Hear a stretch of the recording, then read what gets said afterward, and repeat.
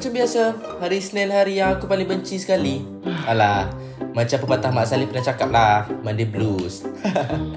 Tapi, tak apa, hidup mesti kena teruskan. Ada keluarga yang perlu disara.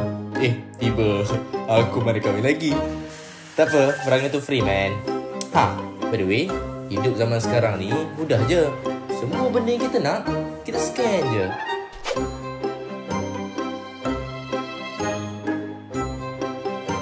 Nak sedekah dekat masjid, kita scan.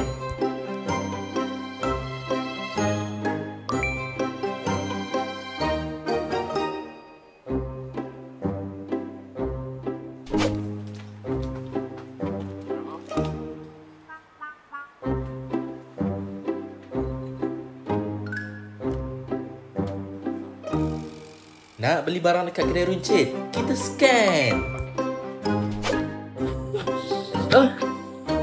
Hei, nak pergi nak? Bayar lo. 50 sen. Nak pergi tandas pun, kita scan je. Dah. Oi. Bang, duit ayam. Sedikit lah. Bagi duit raya dekat member pun, kita scan. Senang. Bukan takat boleh scan je. Sekarang ni kita boleh buat payment buy now pay later. Senang cerita, beli dulu bayar kemudian gitu. Installment bulan-bulan.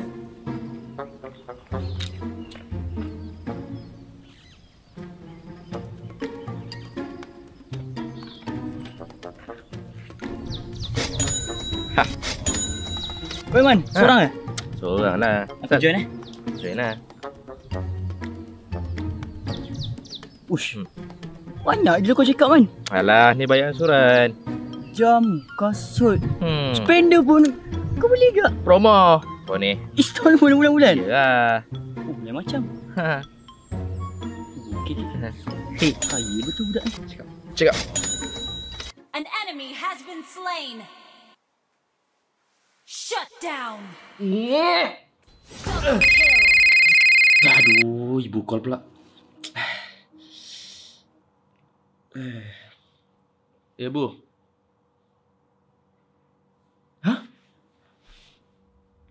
Ayah accident? Okey, adik balik.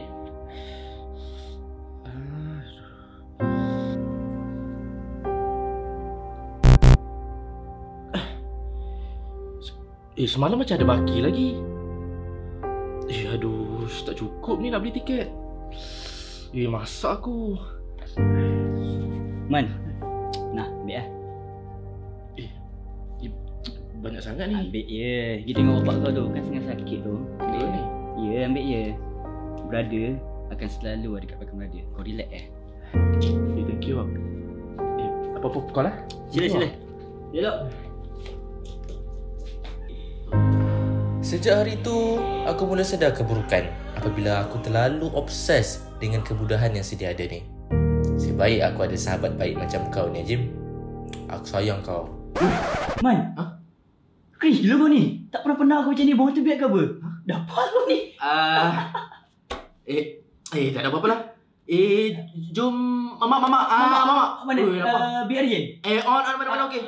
Sekarang? Sekarang. Okey, jom. Kau belanja. So untuk avoid benda ni, aku ada beberapa solution. Yang pertama, Aku setkan spending daily limit maksimum RM20 je aku guna untuk sehari. yang kedua, Aku asingkan bank untuk simpanan dan kegunaan harian aku. dan yang ketiga, Aku delete Shopee tu. Sebab tak nak terancun dengan bisikan SS Syaitan Shopee. Yang ni dah kenapa? Mudah bayar bukan bermakna mudah lupa. Bijak belanja bukan ikut rasa. Baru tenang hati dan kepala.